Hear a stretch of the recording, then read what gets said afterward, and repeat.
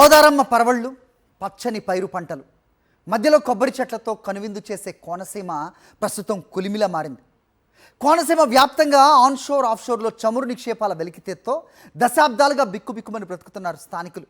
2014లో నగరం గ్రామంలో జరిగిన భారీ పేలుడుకు సంబంధించిన గాయాలు ఇంకా మానక ముందే కోనసీమ జిల్లా ఇరుసుమండలో మరోసారి అగ్ని కీలలు ఎగసి పడుతున్నాయి.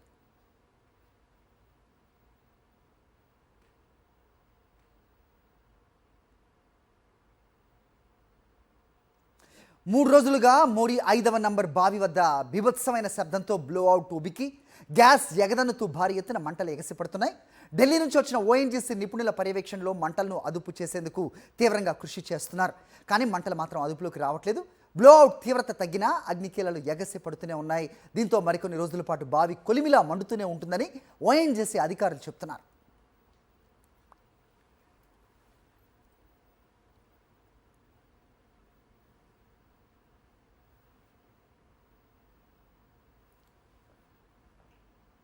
రైట్, ఘటనాస్థలం నుంచి మా కరెస్పాండెంట్ రాజు మరిన్ని వివరాలు ఇస్తారు. రాజు, చెప్పండి. సో నిన్న ఫైర్ బ్రిగేడ్స్ అవ్వచ్చు, ఓఎన్జీసీ అధికారులు మరో 24 గంటల్లో పూర్తిగా అదుపులోకి వస్తుందని చెప్పారు. సో గ్యాస్ ప్రభావం తగ్గి ఆయిల్ మిక్స్ అయ్యి నల్ల పొగ వస్తుంది, సో ఇది తొందరలోనే ఆగిపోతుందని చెప్పారు. కానీ మరో వారం రోజుల పాటు ఇది ఇలాగే మండే అవకాశం ఉందని ప్రస్తుతం చెప్తున్న సిచ్యువేషన్ ఏంటి? గ్రామస్తులు ఏం చెప్తున్నారు? సో గ్రామాన్ని ఎవరైతే ఖాళీ చేశారో వాళ్ళు తిరిగి వచ్చే పరిస్థితులు ఎప్పటికి వస్తాయి? ఏంటి మీదకి ఇన్పుట్స్? Good morning Hari. ఏదైతే ప్రస్తుతం మనం లక్కవరం గ్రామంలో సమీపంలో ఉన్నటువంటి బ్లోఅవుట్ దగ్గర ఉన్నానో, ఇరుసుమండ దగ్గర నుంచి మూడో రోజు కూడా ఈ బ్లోఅవుట్ మంటలు కొనసాగుతున్న పరిస్థితి అయితే కనిపిస్తుంది. మొదటి రోజుతో పోల్చుకుంటే మూడో రోజు కాస్త గ్యాస్ ఒత్తిడి తగ్గినప్పుడు కూడా మంటలు ఎగజమ్ముతున్న పరిస్థితులు అయితే కనిపిస్తున్నాయి. ఇక్కడ చూసినట్లయితే మోరీ 5 వద్ద వద్ద మన చాలా దృశ్యాలను చూపించే ప్రయత్నం చేస్తాను. ఈ మంటలను అదుపు చేసేందుకు ఓఎన్జీసీ ఫైర్ ఫైటర్స్ అక్కడ వాటర్ అంబ్రెల్లా ప్రాసెసింగ్ అయితే నిర్వహిస్తున్న పరిస్థితి అయితే ఉంది.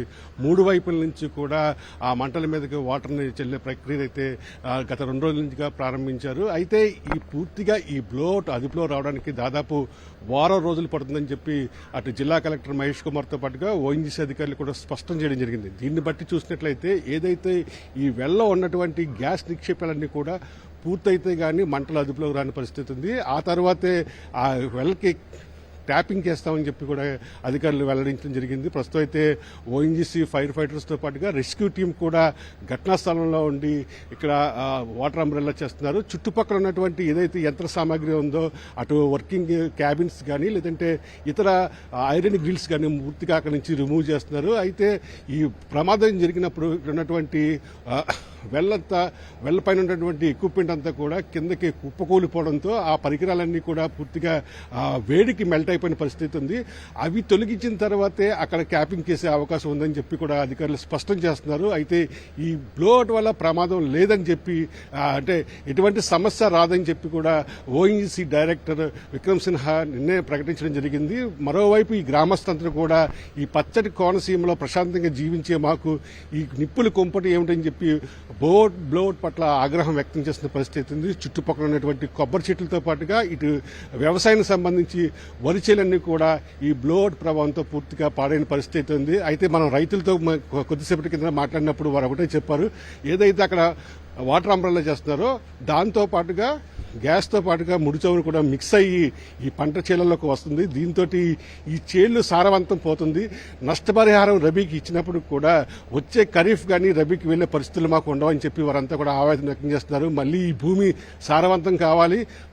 సారవంతం కావడానికి దాదాపు 3 నుంచి 4 సంవత్సరాలు పడుతుంది. అదేవిధంగా కొబ్బరి చెట్లన్నీ కూడా పూర్తిగా దగ్ధమైన పరిస్థితి. ఆ చెట్లను తొలగించి మళ్ళీ కొత్త చెట్లు వేసుకోవాలని చుట్టుపక్కల ఉన్నటువంటి చేపలు రొయ్యల చెరువుల్లో కూడా ఈ క్రూడ్ ఆయిల్ మిక్స్ అయిందని చెప్పి కూడా రైతాంగం అయితే ఆవేదన వ్యక్తం చేసిన పరిస్థితి అయితే ఉంది. ప్రమాదం జరిగినప్పుడు అక్కడ ఉన్నటువంటి యువత స్వచ్ఛందంగా వారందరూ కూడా పునరావాస కేంద్రాలు తరలించినప్పుడు అయితే నిన్న కలెక్టర్ ప్రకటన తర్వాత ఎవరిల్లా వాళ్ళు రాత్రి చేరుకున్నారు. అయినప్పుడు కూడా భయం గుప్పిట్లో కోనసీమ ప్రజలు బతుకుతున్నారు. ఎందుకంటే ఈ ఓఎన్జీసీ సిస్మిక్ సర్వే వల్ల ఇలాంటి ప్రమాదాలు జరుగుతున్నాయి.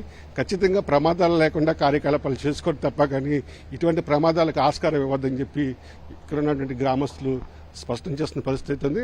మరో వారం రోజుల్లోగా ఈ గ్యాస్ ఏదైతే బ్లోఅవుట్ సంబంధించి పరిస్థితులు అదుపులోకి వస్తాయని చెప్పి అధికారులు కూడా వెల్లడించిన పరిస్థితి. హరి.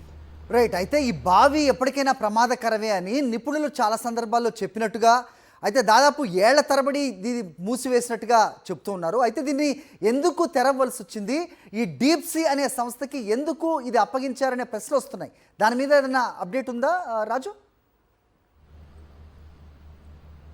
ఖచ్చితంగా 1993లో ఈ ప్రాంతంలో ఏదైతే ఇరుసుమండకు సంబంధించినటువంటి మోడీ 5 వెల్లోని ఓఎన్జీసీ కార్యకలాపాలు చేపట్టింది. 15 సంవత్సరాల కిందట ఈ బావిని ఉత్పత్తిని నిలిపివేసింది. అయితే తాజాగా ఏదైతే డీప్ ఇండస్ట్రీ లిమిటెడ్ అనే సంస్థకి 15 ఏళ్ల పాటు లీజుకి ఇవ్వడం జరిగింది. మళ్ళీ మూసేసిన బావిలో గ్యాస్ మళ్ళీ ఉత్పత్తి అవుతుందన్న ఉద్దేశంతో వాడు ఇవ్వడం జరిగింది. వాళ్ళు గత కొంతకాలంగా ఇక్కడ సిస్మిక్ సర్వేని చేపట్టి భూగర్భం నుంచి దాదాపు 2500 మీటర్ల లోపల ఒక విస్ఫోటనం చేయడం జరిగింది. దాంతో భూగర్భంలో ఉన్నటువంటి గ్యాస్ ఒక్కసారిగా పైకి రావడంతో ఈ యొక్క బ్లోఅవుట్ సంభవించింది.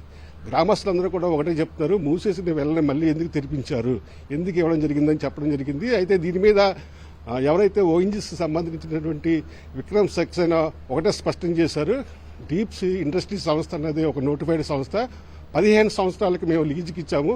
సో ఈ బ్లోఅవుట్ వల్ల ఎలాంటి సమస్యలు కాదని ఓఎన్జీసీ అధికారుల నుంచి స్పష్టత రావడం జరిగింది. Hari right Raju, thanks for the inputs.